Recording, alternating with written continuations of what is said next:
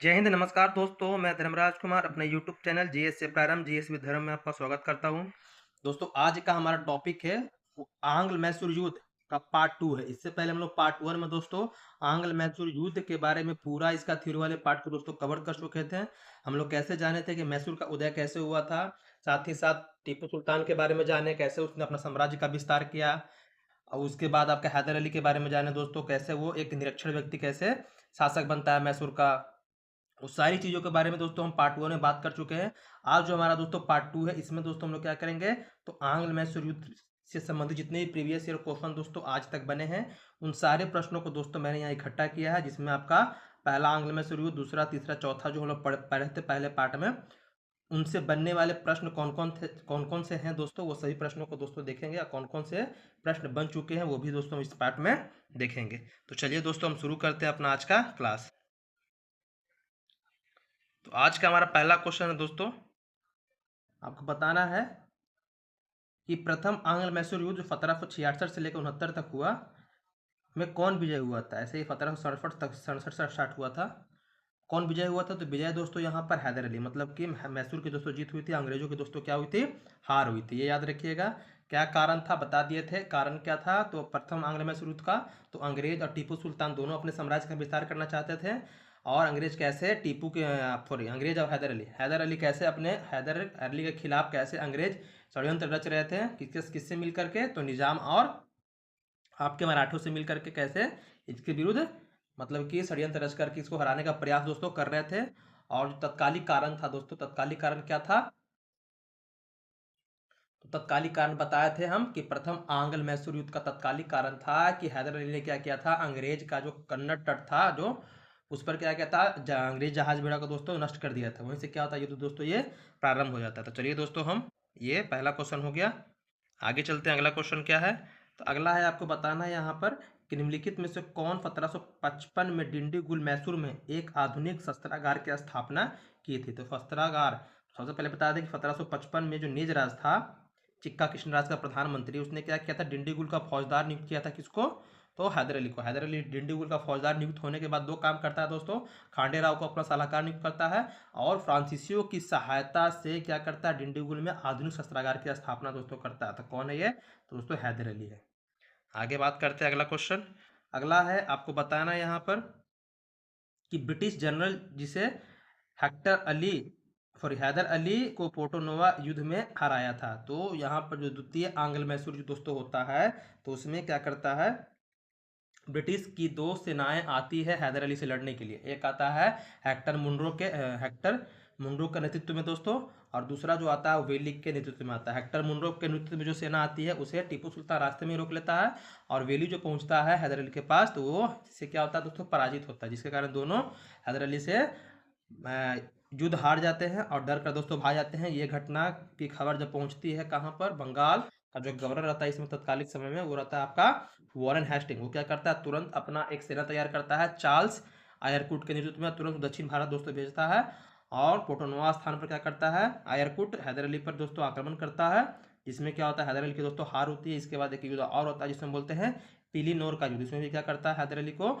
Charles आयरकुट दोस्तों हराता है, और पोटोनोवा और आपका जो पीली नौर है उस पर अधिकार कर लेता है। कब, तो 1781 की बात हो रही है, 1781 की बात। ये है चार्ल्स आयरकुट दोस्तों। आंसर क्या हो जाएगा हमारा, चार्ल्स आयरकुट। आगे बात करते हैं कि टीपू सुल्तान ने अपनी राजधानी बनाई। टीपू सुल्तान की राजधानी कहाँ थी, तो श्रीरंगपट्टनम। श्रीरंगपट्टनम की संधि बता दिया, तीसरा आंग्ल मैसूर युद्ध में हुआ था। आगे बात करते हैं कि निम्नलिखित में भारतीय शासकों में कौन था जिसने विदेशों में आधुनिक पद्धति से दूतावास स्थापित किए थे। तो जब तीसरा आंग्ल मैसूर युद्ध हारता है दोस्तों टीपू सुल्तान, तो विदेशी सहायता के लिए क्या करता है, अपने दूत दोस्तों ईरान, फारस, मॉरिशस, ये सब जगह पर दोस्तों भेजता है कि उनसे क्या मिले, उनसे सैन्य सहायता मिले। तो ये कौन था, तो ये दोस्तों ये आपका टीपू सुल्तान था। कौन था, टीपू सुल्तान। आगे बात करते हैं, अगला क्वेश्चन अगला है आपका, आपको बताना है यहाँ पर कि टीपू सुल्तान ने ब्रिटिश सेना को 1780 में हराया था। किस ब्रिटिश सेना को 1780 में हराया था, मतलब कहाँ पर हराया था, तो बता दिए 1780 में किसकी थी सेना आ रही थी, तो हेक्टर मुनरो की आई थी। तो उसको रास्ते में रोक लिया था, तो कहाँ पर, तब पोलीनोर में, पोलीलूर में, यहाँ पर टीपू सुल्तान उसको हराया था दोस्तों। आगे आते हैं, अगला क्वेश्चन। आगे है आपको बताना है कि अंग्रेजों ने श्रीरंगपट्टनम की संधि किसके साथ की? तो श्रीरंगपट्टनम की संधि आपका 1792 में होता है, तृतीय आंग्ल मैसूर युद्ध में दोस्तों। तो कौन किया था तृतीय आंग्ल मैसूर युद्ध में? तो आपका टीपू सुल्तान किया था। आगे आते हैं, अगला है कि टीपू सुल्तान अंग्रेजों के साथ युद्ध में कब मारे गए? तो चतुर्थ आंग्ल मैसूर युद्ध होता है आपका 1799 में। 1799 में ही युद्ध करते करते क्या होते हैं दोस्तों, ये वीरगति को प्राप्त कर जाते हैं। कौन? टीपू सुल्तान। दूसरा में इनके पिताजी मरते हैं, मतलब वो मारे जाते हैं। और चौथा में दोस्तों क्या होता है, टीपू सुल्तान मारा जाता है दोस्तों। दोनों याद रखिएगा, 2 और 4। अब बात करते हैं अगला क्वेश्चन क्या है, तो निम्नलिखित में कौन सम्मिलित है, आपको बताना है कौन मिला हुआ है। पहला कथन देखते हैं कि प्रथम आंग्ल मैसूर युद्ध हैदर अली पराजित हुआ, ये गलती है। हैदर अली क्या कहता है, अंग्रेज को हराया था दोस्तों। द्वितीय आंग्ल मैसूर युद्ध हैदर अली ने अंग्रेजों को पराजित किया, तो हैदर अली प्रारंभ में पराजित किया था, किंतु बाद में जब हैदर अली की मृत्यु हो जाती है, तो मृत्यु के बाद दोस्तों क्या होता है, जो टीपू संभालता है, कमान संभालता है द्वितीय आंग्ल मैसूर युद्ध का, तो कुछ क्षेत्र को जीतता है, लेकिन अंग्रेज दोस्तों क्या करते हैं, मैसूर के कुछ प्रांतों पर कब्जा कर लेते हैं।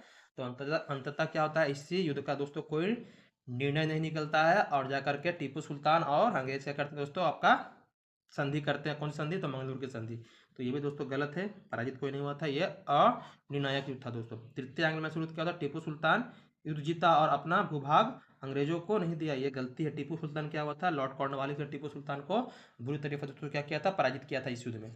चतुर्थ आंग्ल मैसूर युद्ध टीपू पराजित किया गया और युद्ध में मध्य दिवगंत हुआ, तो ये बिल्कुल सही है दोस्तों आपका, कि टीपू सुल्तान हारा था और युद्ध में क्या हुआ था, उसको वीरगति प्राप्त हुई थी दोस्तों। आगे बात करते हैं, यहाँ पर क्या करना, मिलाना है इलाहाबाद की संधि। तो इलाहाबाद की संधि कब? तो 1764 का जो बक्सर का युद्ध हुआ था, तो 1765 में होता है। दो संधि होती है, 12 अगस्त और 16 अगस्त को। कौन संधि करने के लिए आता है, तो रॉबर्ट क्लाइव इंग्लैंड से बुलाया जाता है उसको संधि करने के लिए। पहला संधि 12 अगस्त 1765 को होता है, किसके साथ? तो साल हम जिसमें मुगल सम्राट रहते हैं। और दूसरा संधि होता है आपका 16 अगस्त 1765 को अवध के नवाब शुजाऊ दौला के साथ दोस्तों। तो पहला हो जाएगा आपका 4। दूसरा है मंगलोर की संधि 1782, ये द्वितीय आंग्ल मैसूर युद्ध में होता है। सालबाई की संधि, सॉरी, दूसरी आंग्ल मैसूर युद्ध आपका 1784 होगा। इस सालबाई की संधि होगा 1782। जब क्या होता है, जब देखता है आपका वॉरेन हेस्टिंग कि क्या हो रही है, अंग्रेजी की सेना पराजित होती है, तो तुरंत क्या करता है, दो काम करता है। दो काम करता है कि पहला काम तो किया कि चार्ल्स आयरकुट को भेज दिया, कहाँ भेज दिया, दक्षिण भारत अपनी सेना तैयार करके। और दूसरा काम करता है कि निजाम और जो मराठे थे किसके गुट में, हैदर अली के गुट में, उसको क्या करता है, अपने तरफ दोस्तों क्या करता है, अपने सेना में दोस्तों शामिल कर लेता है, मतलब अपने साइड कर लेता है। तो सालबाई की संधि करके जो पेशवा रहते हैं मराठे, उसको अपनी तरफ कर लेता है, और गुंटूर दे करके निजाम को भी दोस्तों अपने पक्ष में कर लेता है। और मद्रास की संधि जो दोस्तों होती है 1769 में आपका होता है, पहला आंग्ल मैसूर युद्ध में। तो समझ गए, पहला का 4 किस तरह से हुआ, मिला लीजिएगा। अब यहाँ पर है कि निम्नलिखित कथनों पर विचार कीजिए और सही कथन के बारे में बताना है, कौन सही कथन है। तो देखिए, हम चलते हैं, पढ़ते हैं। तो पानीपत के तृतीय युद्ध में अहमद शाह अब्दाली ने इब्राहिम लोदी को पराजित किया। तो ये अहमद शाह अब्दाली तो दोस्तों पराजित किया था, लेकिन इब्राहिम लोदी को नहीं पराजित किया था। इब्राहिम लोदी पहला पानीपत से संबंधित है। अहमद शाह अब्दाली ने किसको हराया था दोस्तों, तो मराठों को हराया था। किसको? मराठों को। तो याद रखिएगा, जो आपका तृतीय आंग्ल मैसूर युद्ध हुआ है, सॉरी तीसरा जो पानीपत का युद्ध हुआ है दोस्तों, वो अहमद शाह अब्दाली और मराठों के बीच में दोस्तों हुआ था, जिसमें मराठे क्या होते हैं, पराजित हो जाते हैं, किससे? अहमद शाह अब्दाली से। तो ये आपका गलत है। तृतीय आंग्ल मैसूर युद्ध में टीपू सुल्तान की मृत्यु होती है, बिल्कुल गलती है। कब होता है? तो चतुर्थ आंग्ल मैसूर युद्ध में होता है। इसमें क्या होता है, टीपू हारता है, लेकिन इसकी मृत्यु दोस्तों नहीं होती है। ये भी गलती आपका है। तो प्लासी युद्ध में सिराजुद्दौला की पराजय के लिए मीर जाफर ने अंग्रेजों से मिलकर षड्यंत्र रचा था, ये बिल्कुल सही है। रॉबर्ट क्लाइव के बारे में बताया था, कैसे षड्यंत्र रच करके उसको प्रलोभन दे करके दोस्तों अपने पक्ष में कर लिया था। किसको प्रलोभन दिया था? तो मीर जाफर को बोला था कि अगला जो बंगाल का नवाब बनेगा मीर जाफर। इसी में तो वो गदगद हो गया था दोस्तों। तो यहाँ पर क्या हो जाएगा, सिर्फ 3, केवल 3। आगे आता है, अगला क्वेश्चन क्या है आपका, तो टीपू सुल्तान के शासनकाल के दौरान निम्नलिखित विकल्पों में से कौन सी थी? टीपू सुल्तान की राजधानी कौन थी? तो श्रीरंगपट्टनम उसकी दोस्तों राजधानी थी। आगे आते हैं, अगला क्वेश्चन।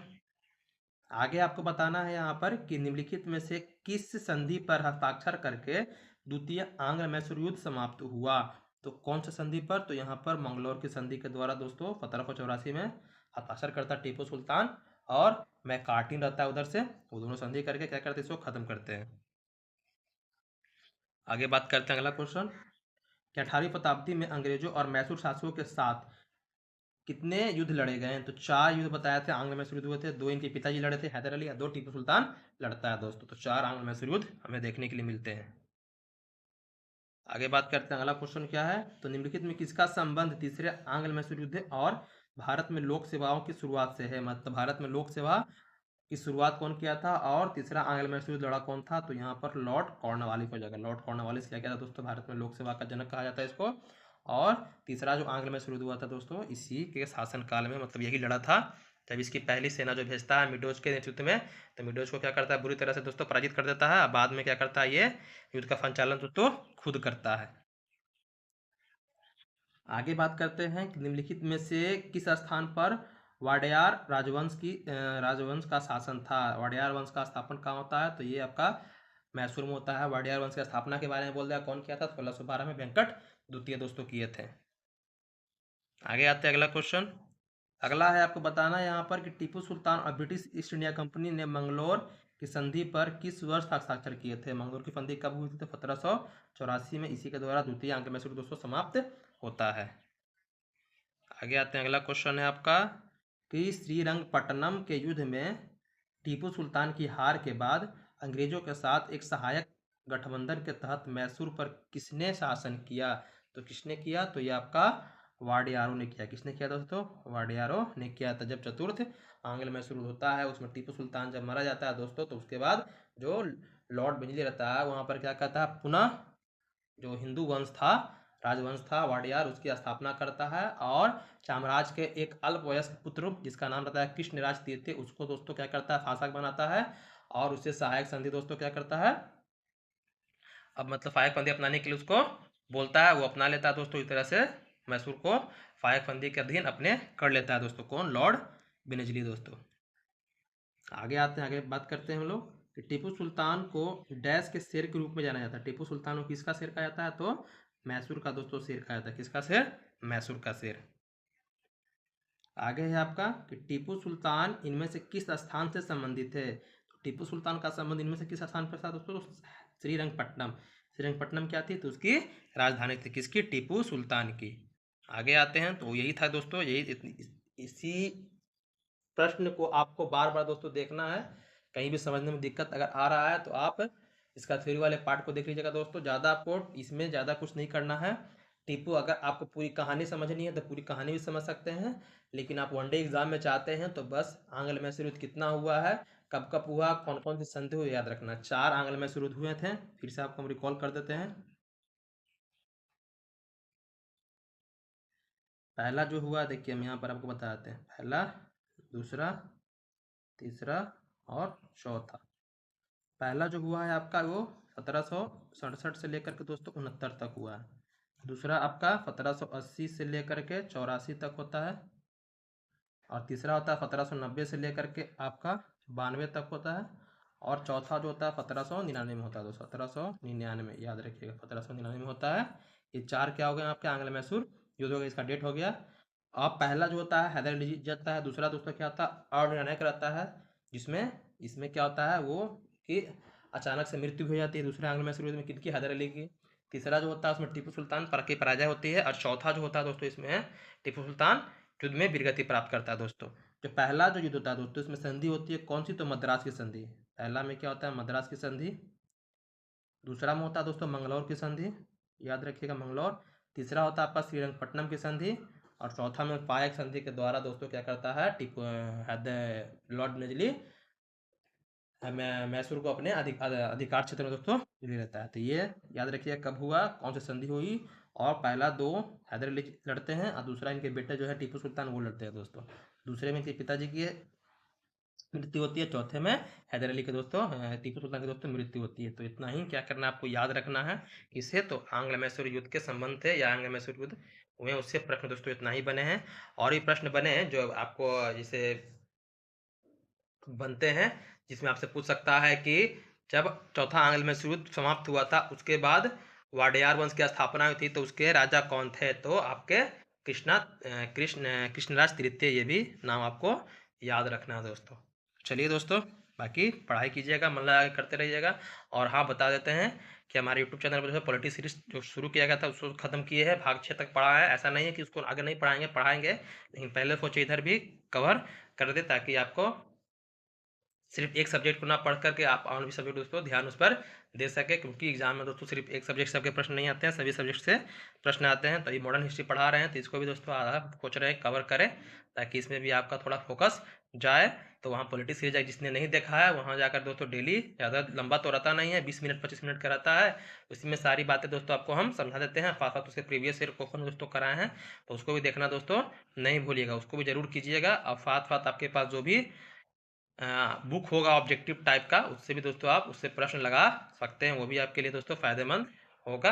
बाकी तो डेली आप मॉक टेस्ट लगा ही रहे होंगे, और अच्छे से तैयारी कीजिए। और बता दिए थे क्यूज ग्रुप दोस्तों, क्यूज ग्रुप जो बनाया है उसमें डेली रात को 9:30 बजे हम डेली 10 मिनट या 15 मिनट का क्यूज करवाते हैं, तो वहाँ भी उसमें पार्टिसिपेट कर दीजिएगा। उसका हम लिंक दोस्तों डिस्क्रिप्शन बॉक्स में दे देंगे, उससे जुड़ करके आप डेली, ज़्यादा इसलिए समय नहीं डाले हैं कि आपका समय ज़्यादा खराब ना हो। और उसका पीडीएफ भी दोस्तों हम दे देते हैं, पीडीएफ भी आप पढ़ लीजिएगा। पीडीएफ पढ़ने में ज़्यादा समय लगेगा नहीं आपको, पीडीएफ पढ़ के आपके पास जो भी उसके सोर्स होगा उसे भी पढ़ के आप क्यों दोस्तों लगा सकते हैं। वही रात के बता दिए 9:30 बजे शुरू होता है, ज़्यादा नहीं 10 से 15 मिनट का रहता है, तो ज़रूर उसमें भाग लीजिएगा दोस्तों, आपके लिए फ़ायदेमंद ही होगा, क्योंकि उसका हम चैप्टर वाइज करा रहे हैं। और सबसे अच्छी बात है कि उसका हम प्रीवियस ईयर क्वेश्चन दोस्तों करा रहे हैं, कहीं से ये नहीं कि आपको हम लूफेट के बुक से या किसी ऑब्जेक्टिव बुक से दे दिए, नहीं, ऐसा नहीं है। आपको हम जितनी प्रीवियस ईयर क्वेश्चन बनते हैं, जिस चैप्टर को हम देते हैं, जिस चैप्टर पर जितने प्रीवियस ईयर क्वेश्चन बने हैं, या आपके यूपी पीसीएस का, बीपीएससी का, बिहार दरोगा का, बिहार पुलिस का, एसएससी का, या रेलवे एग्जाम में जो पूछे गए क्वेश्चन है उसी क्वेश्चन को तो हम देते हैं। तो वहाँ भी भाग लेकर के आप अच्छे अपने जीएस को अच्छा कर सकते हैं दोस्तों। और जो शॉर्ट वीडियो के बारे में बताएं कि जो भी न्यूज़ होता है या जॉब का नोटिफिकेशन होता है, कोई भी चीज़ होता है, उसको भी दोस्तों हम अपडेट करते रहते हैं, तो वहाँ भी जा करके आपको देख सकते हैं, वो भी आपका लिए दोस्तों फ़ायदेमंद ही होगा, जानकारी आपको होती रहेगी दोस्तों।